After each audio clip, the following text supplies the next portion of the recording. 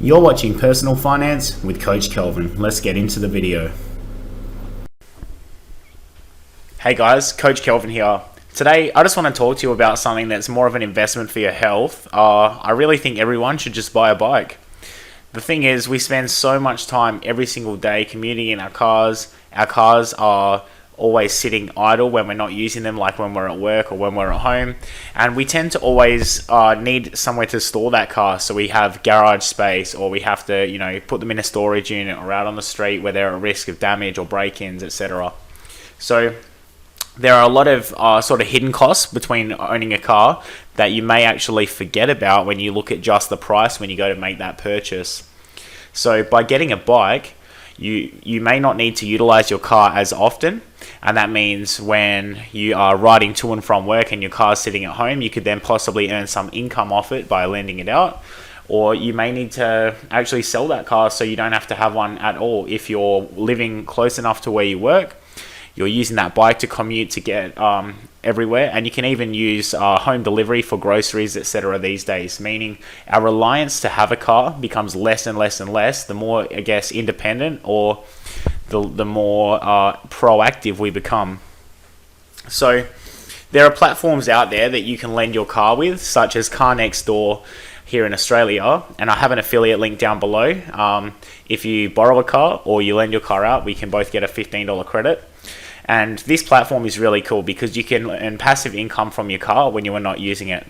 For example, if a borrower comes to me to use my car, they simply take the keys as I give them to them.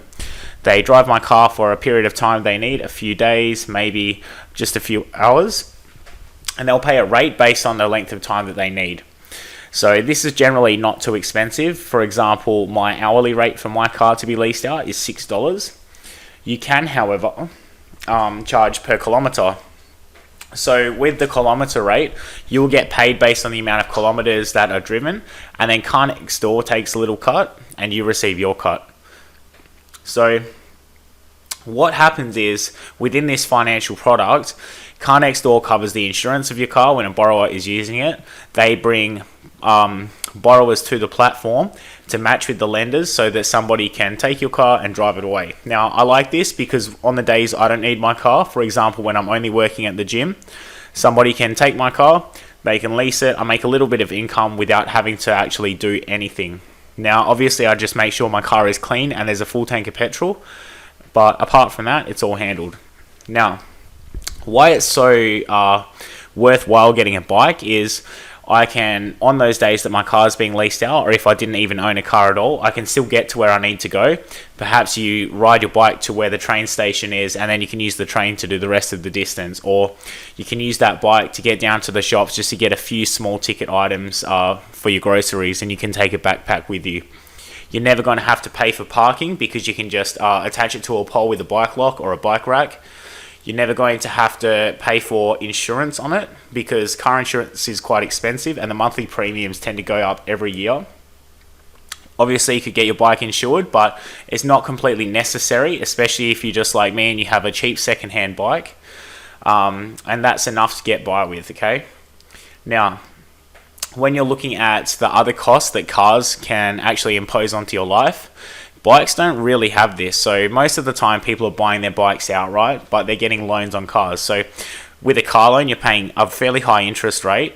You have the risk of, if your car gets written off or crashed, you then have to go through the insurance process and get it replaced or recovered. And you're without a car for that time possibly, unless your insurance product provides a replacement vehicle. You're going to be conscious of any scrapes, damages, dings, anything like that. You'll be sitting in traffic a lot of the time, waiting at traffic lights, in traffic jams, and getting frustrated with yourself and wasting a lot of time essentially. And during that commuting time, you could actually just be exercising, which I love the idea of. You know, when you're tired after work, how many times have you fallen asleep behind the wheel, sitting at the traffic lights because you're exhausted? I must say, when you're riding a bike, that does not happen whatsoever because you're physically engaged. Your body has blood circulating around it and you're getting exercise essentially for free. Plus you're outdoors breathing in that clean oxygen, in the sunlight, etc. So there's a lot of wonderful perks to using a bike. Obviously, a lot of people complain about not having the time to include exercise into their daily routines. So by bringing a bike onto the scene and using that as your commute to and from work, this is a nice way just to add a bit of extra workout or burn a bit more calories just to complete a normal task you would do anyway, which is travel to and from work or anywhere else that you have obligations to be. So there is no reason that you would need to own a car all of the time. You could car share with somebody. So perhaps two of you go in 50% to purchase the car. When your friend or the partner is using the car, you use a bike, and vice versa, or public transport.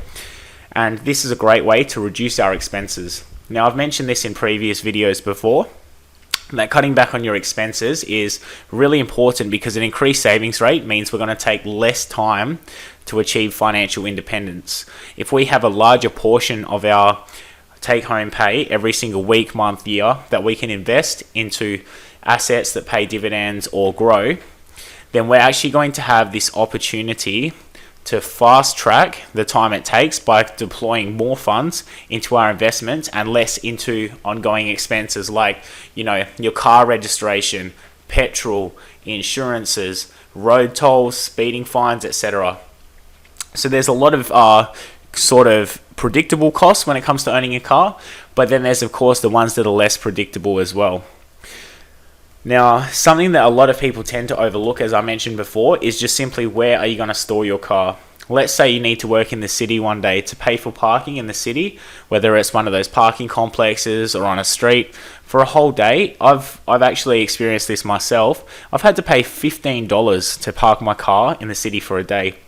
That's like just over an hour of minimum wage in some places in the world. And I just think that's so crazy that your car is having to pay that much just to be stored there doing nothing. So on the days that you work in the city or that you have to go somewhere where there's paid parking, if you use the bike instead, you're going to eliminate that cost. You're not going to have the risk of your car being towed away or locked up as well if you do accidentally forget to have a ticket put on your car indicating that you've paid for the parking bay.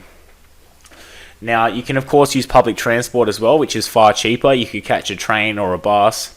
But if you can eliminate those sort of transportation costs altogether by using a bike, this is going to be really good. And I must say, even if you take a little bit longer to get to work, over time as you get fitter, those travel and commuting times will improve. There's no reason to say that as you get fitter, you're going to still need 40 minutes to ride 20 kilometers. Over time, that might come down to 30 minutes or less. It depends on really how much effort you put in, how strong you're feeling, etc. I highly recommend getting a bike, and my one is actually behind me. You might be able to see it just over here. So this bike, I got, basically a client gave it to me after I moved closer to the gym I worked at, because I was indicating I was trying to reduce my travel times, and part of me reducing my living expenses was moving closer to the gym, so I didn't have to pay so much in petrol every week, and I wasn't spending so much time in the car. So it was a lovely and very thoughtful gift, and I'm very excited that I was given this bike. So after I got, some new tires and tubes put on it, just replaced a few things, it was a brilliant bike to use. And you can get second-hand ones from Facebook Marketplace or Gumtree here in Australia, or Craigslist in the US. A little bit of work and tender love and care, and that bike will be very, very easy to get around with. You won't have the same sort of attachment like you've paid, $2,000 for it, like you would a car. So it's not going to matter if, it gets a scratch on it, or if you accidentally drop the bike or something like that. I think there's a really powerful psychological benefit for not having super expensive belongings, because if it does cop some damage, you're not going to feel really disgruntled and upset by it. You're going to be more calm and able to handle that sort of shock of it occurring. Now, it's extremely cool to have a bike as well, because it's a very nice social activity to do if you want to exercise with a friend. For example, yesterday I rode my bike to work with a work colleague. It was a really nice sort of 40-minute ride, and we had a great time. Unfortunately, I had a flat tire when I got to work, so then I had to run to the train station after, which was not ideal late at night. However, this is just one of the things that happens, and you can get a flat tire in a car as well, except then you may need to call someone out to replace it if you don't have a good spare tire. So There's perks and there's downfalls with each method. I really think that car ownership can add an element of stress to your life that possibly is more than necessary, especially when you have finance on that car. So if you can at least buy a cheap car that you have low emotional attachment to, I think this is at least going to make you happier than having so much anxiety about having to pay back a loan, have a high insurance rate because you need comprehensive insurance to cover that loan if your car was to be written off. And obviously, like really nice cars that are brand new or fairly late models, you're going to be stressed out if you ever get a scratch or a dent in it. So, spending less on a car is going to reduce that sort of frustration you'll feel if anything were to happen. So yeah, like I said at the start of this video, this is more of a lifestyle sort of investment, but of course it has some financial benefits because your living expenses will come down by using a bike more often than riding. If not, just in the petrol savings alone, because you still need to own a car for some reason. You could have a dual income household and perhaps only one of you needs to own a car, so the other one can just use a bike to get around, and this is going to save a lot of money also. So guys, I hope that's a nice little tip for you guys if you want to get a bike, and you can use that to reduce some of your travel time within a steel box that goes on the road, and you feel like you spend all your time driving. This is a great way to sneak in some exercise, lower your costs week to week, and also you feel really good about it. If you got any value from this video, please like, share and subscribe. Let me know if you use a bike, because I totally recommend it as a form of travel and a little bit of a personal lifestyle investment. Guys, thanks for watching, and I look forward to seeing you in the next video.